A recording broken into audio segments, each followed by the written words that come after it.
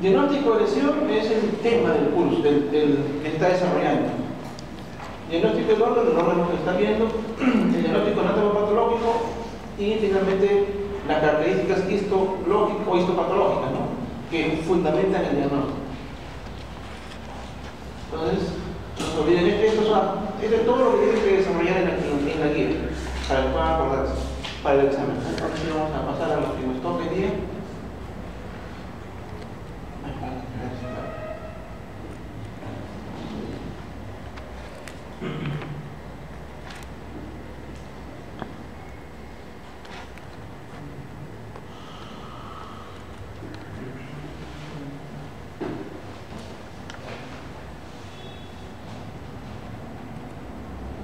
Ahí empieza, ¿no?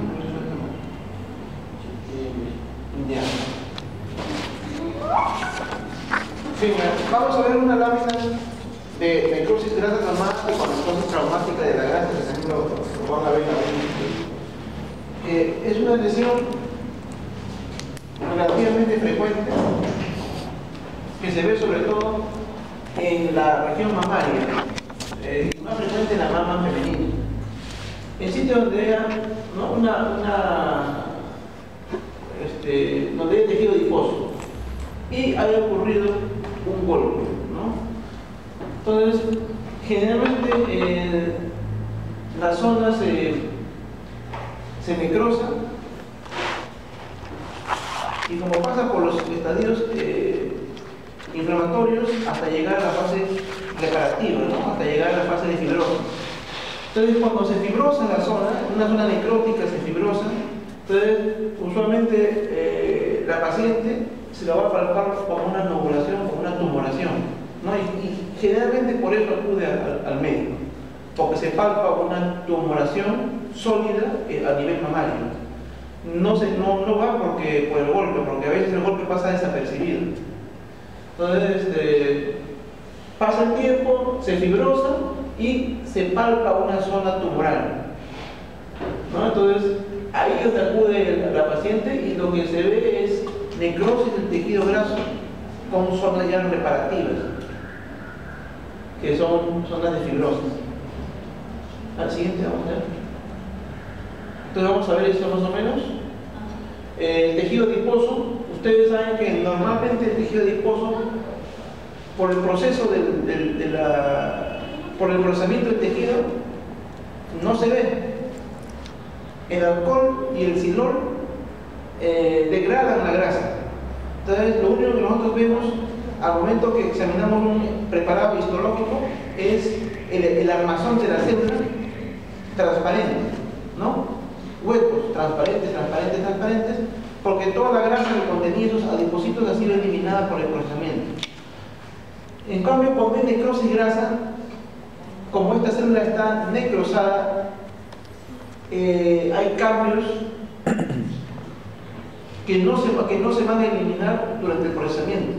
Esos cambios, producto de la misma necrosis, se van a mantener. Entonces, al adipocito ya no lo vamos a ver como un hueco transparente, que es lo usual, sino vamos a ver células de forma irregular, algunas, así como ven en la parte superior, algunos redonditos orificios, pero otros van a ver zonas donde está la célula distorsionada y con un material eosinófilo, ¿no? Como si fuera una zona como una nata, un material eosinófilo que está dentro del adipocito, ¿no? Entonces ese material eosinófilo dentro del adipocito nos indica que esa célula está necrosada, que ese adipocito está con necrosis. Porque usualmente nada más deberíamos ver el espacio blanco como ven ustedes al otro lado. Entonces cuando vemos ya los espacios medio borrosos, eosinófilos, pálidos, en donde debería haber un adipocito, eso nos está indicando que eso es una grasa necrótica, ¿ya? Además, hay cambios inflamatorios alrededor y predomina mucho las células gigantes tipo cuerpo extraño.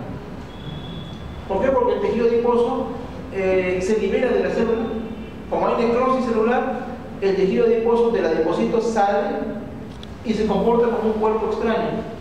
Entonces va a haber una reacción inflamatoria al principio aguda, después crónica y después se acumulan células gigantes tipo cuerpo extraño por la presencia de grasa fuera de la célula, en el tejido, grasa en el intersticio. Entonces, eso es lo que vamos a ver, básicamente. Los adipocitos necróticos de un aspecto eosinófilo como células sucias, infiltrado inflamatorio, a predominio mononuclear, con presencia de células gigantes multinucleares tipo cuerpo extraño. Pueden haber zonas hemorrágicas, puede haber fibrosis, ¿no? Que son los componentes de una necrosis grasa traumática. ¿Ya? Entonces, la relevancia, como les decía, es que estos pacientes, lo que es más frecuente en mujeres, es que acuden porque piensan que tienen un cáncer de mama. Por eso van al médico. Porque lo que se van a palpar es una tumoración sólida, dura. ¿Ya? Sigamos. Igual acá, ¿no? La parte superior ven los adipocitos con ese material eosinófilo, células muertas. En la parte de abajo ven el tejido, algunos ductos mamarios, ¿ya? Fibrosos o unas zonas inflamatorias. ¿Sí? ¿Sí? Igual acá, para ver el adipocito, cómo se ve, ¿no?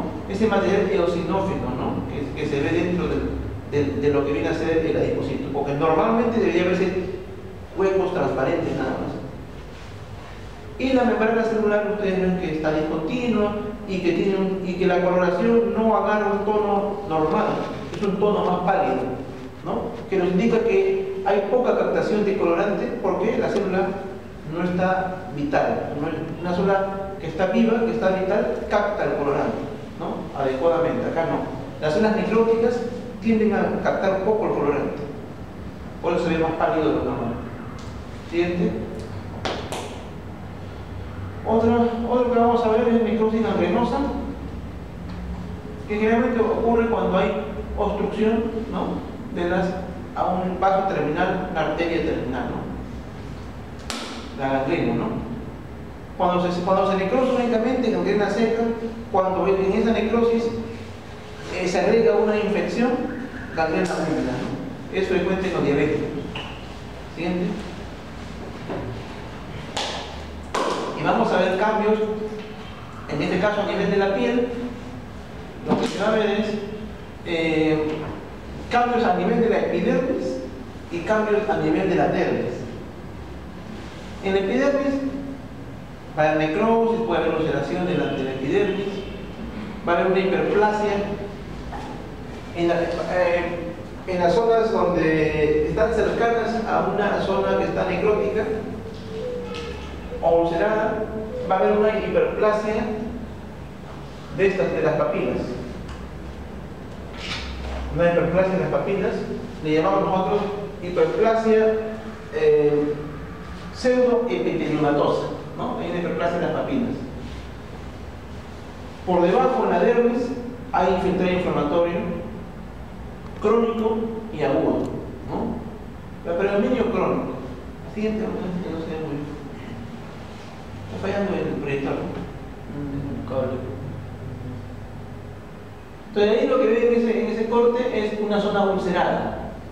¿Ya? En la parte superior, superficial, vemos esta zona está ulcerada. ¿Ya?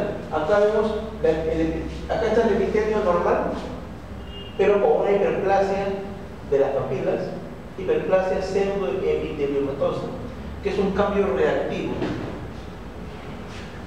Acá vemos una zona de necrosis y acá vemos toda esta parte de acá está necrosada, una zona de úlcera. Acá vemos unos anexos subtáneos como los pelos. La dermis como infiltrado inflamatorio, ¿no? Sobre todo infiltrado inflamatorio perivascular. Infiltrado inflamatorio perivascular a nivel de los vasos sanguíneos. Siguiente. Y y también esta zona de acá está necrótica, esta zona de la dermis está con necrosis. Hay necrosis. La necrosis se reconoce porque cambia con la coloración del tejido. Es necrosis coagulativa. ¿Ya? Necrosis coagulativa. Van a ver ustedes que el tono de la del tejido, de la coloración, es más tenue, más suave, más pálido, ¿no? Entonces, como la sombra del mismo tejido, pero que no capta el colorante adecuadamente. No es una necrosis coagulativa, ¿entiendes? Infarto blanco renal, igual también es por una obstrucción de un vaso terminal. Generalmente tienen forma de cuñas, en este caso, esta es la blanca que está acá. Entonces, a nivel de la corteza hay una zona blanquecina que no ha sido irrigada y se necrosa. Un infarto blanco. ¿Siente?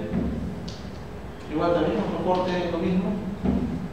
Para ver cómo el parénquima renal se infarta por falta de irrigación. Necrosis. Y lo que vamos a ver es a nivel del tejido, el tejido con necrosis coagulativa,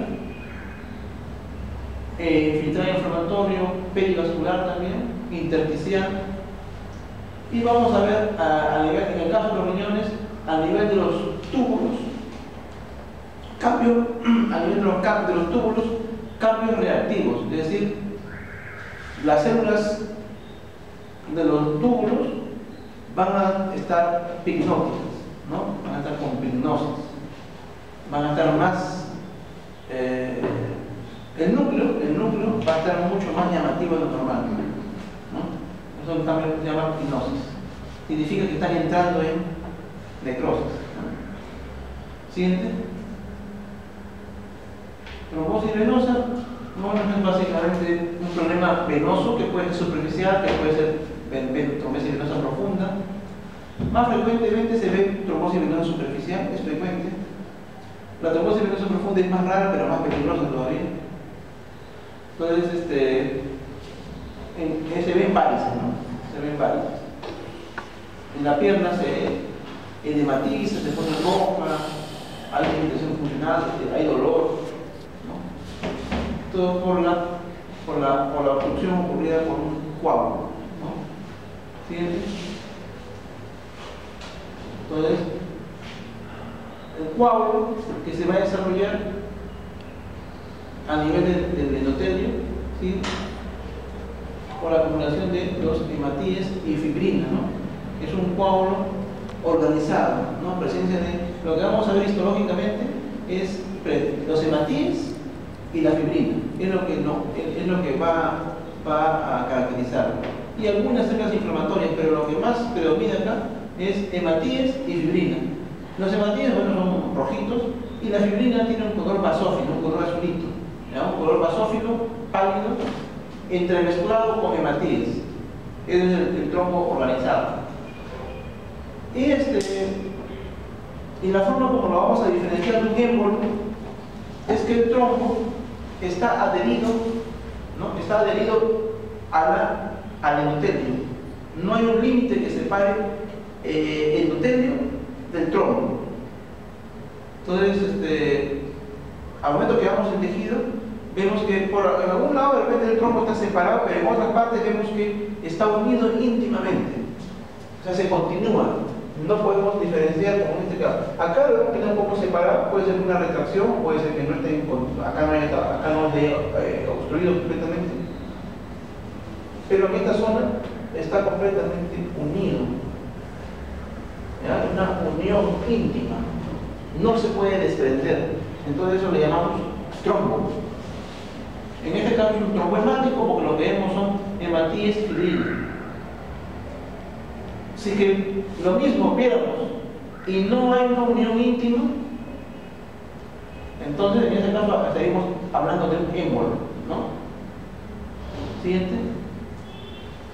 Acá vemos esa unión íntima que hay entre la pared del vaso sanguíneo y el trombo organizado. ¿Ya? Siguiente. Igual acá. Entonces, ahí vemos cómo hay un continuo. No se puede desprender, no se puede separar esto. Están íntimamente unidos. Entonces, eso es lo que caracteriza el trombo. Siguiente. Bueno, infarto rojo es igualmente necrosis, un tejido necrótico que generalmente se ven en vasos, en órganos que tienen doble circulación, ¿no? Entonces, hay una obstrucción, pero no hay eliminación del componente sanguíneo, entonces va a haber el tejido, lo vamos a ver necrótico como necrosis coagulativa, pero congestivo, con los vasos llenos de sangre, ¿ya? Los vasos llenos de sangre, bien congestivo, dilatado los vasos sanguíneos, y el tejido con necrosis coagulativa. En este caso, órgano de vejiga, ¿no? Pero se puede ver en intestino también. Acá también. Se ve el tejido necrótico con necrosis coagulativa. La coloración no se está viendo bien acá, pero es un tejido rojo, rojizo, y con los vasos muy congestivos. Y aparte hay respuesta inflamatoria, ¿no? Siguiente. En la aterosclerosis vamos a ver que son vasos sanguíneos que en su pared, sobre todo en su zona endotelial, la íntima, vamos a ver una serie de elementos que van a dar características al cuadro, a la placa aterosclerótica. Primero vamos a ver cómo, así en panorámico vamos a ver cómo la pared tiene una arquitectura rígida. La pared está esclerosada. Ustedes ven ahí el vaso sanguíneo en la pared. La capa muscular no se ve bien desarrollada, ¿no? Ven zonas más pálidas, que eso se llama esclerosis. Hay una esclerosis de la pared. Además, la luz está disminuida, la luz vascular, ¿no? Producto de la placa de esclerosis. Y si ya vemos más aumento, ahí pasa de otro aumento. Entonces, si vemos en otro aumento, vamos a ver que en la pared, sobre todo en la zona subendotelial, la íntima, vamos a ver acumulación de unos elementos, ustedes lo ven acá, como unas rayitas, ¿no? Como que estuviera arañado. Ellos son cristales de colesterol, ¿ya? Son cristales de colesterol. Entonces, que se han acumulado ahí por el paso del tiempo, se han ido acumulando los cristales de colesterol,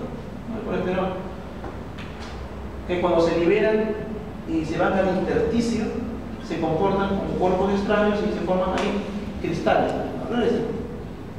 Ahí viene más. Entonces, usted como que se ha arañado, ¿no? Son cristales de colesterol, que se ven así transparentes, porque ustedes saben que el colesterol, lo que es lípido, lo que es la grasa, siempre se va a ver como un espacio en blanco, ¿ya? Rodeados de estos cristales de colesterol van a estar, van a estar unas células que son unas células espumosas, que son histiocitos, ¿ya? Que son los que se encargan de fagocitar este lípido, esta grasa. Entonces vamos a ver cristales de colesterol. Esta aterosclerosis va a estar constituida por cristales de colesterol rodeado de células espumosas o histiocitos, fibrosis, esclerosis de la capa muscular, ¿no? Siguiente. Entonces, retroceder. Una más, retroceder un poco más. Vamos. Es acá.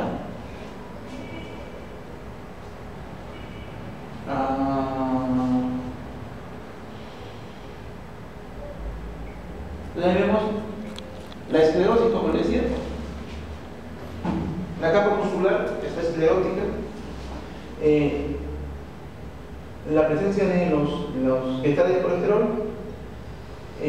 Rodeando estos cristales de colesterol vamos a ver a más aumento histiocitos, fibrosis también, ¿ya?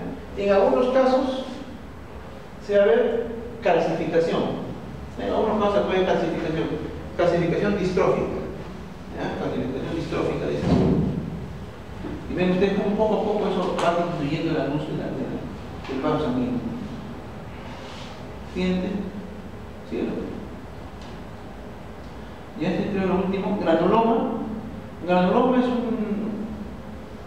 una respuesta inflamatoria de nuestro organismo ante algunos elementos que no pueden, algunos pueden ser virus, bacterias, cuerpos extraños, pueden ser cualquier tipo de elementos, parásitos, que no pueden ser degradados fácilmente. Entonces, se forman granulomas como un intento por eliminar estos compuestos extraños a nuestro organismo. Entonces, la característica fundamental de un granuloma son las células epitelioides. Solo llamamos a granuloma cuando vemos células epitelioides. Los linfocitos, las células gigantes son anexos, son secundarios, ¿ya? Para llamarle granuloma a una estructura, tenemos que ver las células epitelioides, las cuales son unas células alargaditas. Por eso se llaman epitelioides, porque son semejantes o se parecen a las células epiteliales. Entonces son acúmulos de unas células alargaditas. Entonces esas células larguitas que ven ahí están constituyendo un granuloma. No interesa que haya linfocitos, no interesa que haya células gigantes, no interesa que haya necrosis, eso es accesorio. Basta que haya células epitelioides para llamar granuloma a una estructura. ¿Siente? Entonces, en el caso de la tuberculosis, lo que caracteriza es, aparte de las células gigantes tipo Langhans, es la necrosis gaseosa. Entonces, cuando ustedes vean un resultado y digan granulomas a secas, entonces es una descripción general, ¿no? El granuloma a secas puede ser muchas cosas. Pero si dicen granulomas con necrosis gaseosa, entonces casi siempre es tuberculosis, ¿no? Ya disminuye el espectro de posibilidades. Entonces, además de la necrosis gaseosa, puede haber células gigantes tipo Langhans, ¿no? Tipo Langhans, ¿siguiente? Entonces, ven ustedes la necrosis gaseosa, que es una zona acelular, pero en realidad es una necrosis coagulativa, ¿no? Una necrosis coagulativa porque el granuloma va creciendo y va creciendo de tamaño, y la parte central, que es avascular, se necrosa. Entonces, hay necrosis de la parte central que viene a ser la necrosis gaseosa. Y macroscópicamente tiene un aspecto blanco, ¿no? De queso. Entonces, eso dice de casi, ¿no? Queso. Y rodeando estos están los linfocitos, células gigantes tipo Langhans, y hay fibrosis también. ¿Sí?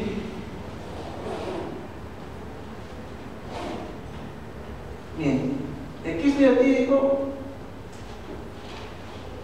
es un parásito, ¿no? que es frecuente en los sitios donde hay mucha ganadería, sobre todo de ovinos. Se puede transmitir directamente a través del ovino o por el perro, ¿no? Por los perros. No, histológicamente lo vamos a ver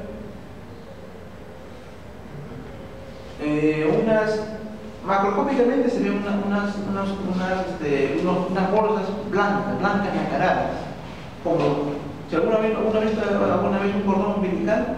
El cordón umbilical es blanco, bien blanquito, nacarado. El mismo aspecto tiene un quiste hiatídico, blanco nacarado, bien blanco. Entonces son bolsas blancas, y dentro de esas bolsas blancas hay está el parásito, está el espores del parásito. Entonces,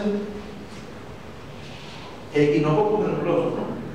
Entonces, histológicamente, esa bolsa blanca se representa de esta forma. Es una serie de es una membrana con muchas capas a manera de tela de cebolla, como si fuera tela de cebolla, o si fuera capa de cebolla. Entonces, muchas capas eosinófilas. Eso es patognomónico. Eso es prácticamente la única estructura que se ve que tenga esa característica, la membrana del quiste hiatídico. Múltiples capas, como si fuera una cebolla rosadito. Ese es el tejido blanco nacarado. Y por dentro se ven los espólex del parásito, como decía, ¿no? Del equinococo. ¿Siguiente? Que son esos que están ahí. ¿Siguiente? Y generalmente, estas bolsitas blancas, que son el quiste hiatídico, no están flotando en el organismo, sino que están aislados en nuestro cuerpo por una respuesta inflamatoria crónica que origina una fibrosis. Es decir, nuestro cuerpo, o la persona que está con el parásito, alrededor del parásito se forma una capa de tejido fibroconectivo con célula inflamatoria. Entonces, cuando operan el quiste atípico, no se saca el quiste solamente las bolitas blancas, sino que se saca con esa pseudocápsula que tiene, que es un tejido, como digo, un tejido fibroconectivo vascularizado, inflamado, que es como una bolsa, es como una cápsula, pero no es cápsula, es un tejido, es una respuesta inflamatoria de nuestro cuerpo que lo aísla al parásito. Entonces se saca ese tejido fibroconectivo y dentro del tejido fibroconectivo están las bolsitas blancas, que son el parásito específicamente. Siguiente. Hay más un corte de los tres elementos: el tejido fibroconectivo que rodea al microorganismo, la pared del quiste, que está constituido por múltiples capas a manera de cebolla, rosadito, y dentro los microorganismos, no el parásito, los escoles dentro. ¿Siguiente? Ahora, las cándidas es algo más frecuente ver, sobre todo en pacientes inmunodeprimidos. Algunos sitios que tienen características como cuando hay humedad, ¿no? Hay un pH adecuado, sobre todo en las mujeres en la vagina, ¿no? Candidiasis vaginal. Y en los pacientes inmunodeprimidos se ve sobre todo a nivel bucal y esofágico.